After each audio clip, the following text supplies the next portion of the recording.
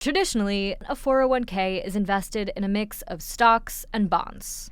The classic portfolio would be 60% stocks, 40% bonds. A lot of people are invested in what's called a target date fund. So basically, you kind of pick the fund with the retirement date closest to when you think you're going to retire. I think I'm in like a 2055 fund. I'm in my late 30s. Right now, that fund is almost entirely in stocks. And as I get closer to retirement, that fund will shift into bonds because bonds are perceived to be safer. And there are folks who say, no, actually, like private equity is a totally valid and legitimate option as well that just hasn't been offered so far. They would like to see essentially my 2055 target date fund take a slice out of stocks and bonds and instead put it into private equity funds. Generally, when you're investing in a private equity fund, you're handing over a chunk of change to that firm for 10 years. You're saying, I'm going to give you a check for $100 million to invest in your latest fund, and you're going to go out and buy companies, turn them around, and then hopefully, ideally, sell them at a profit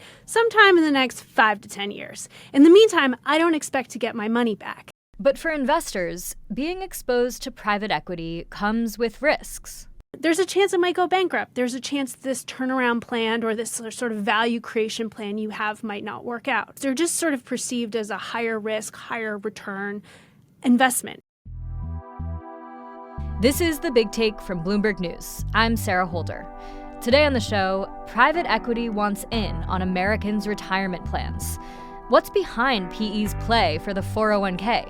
How likely is it to work? And what would it mean for your savings?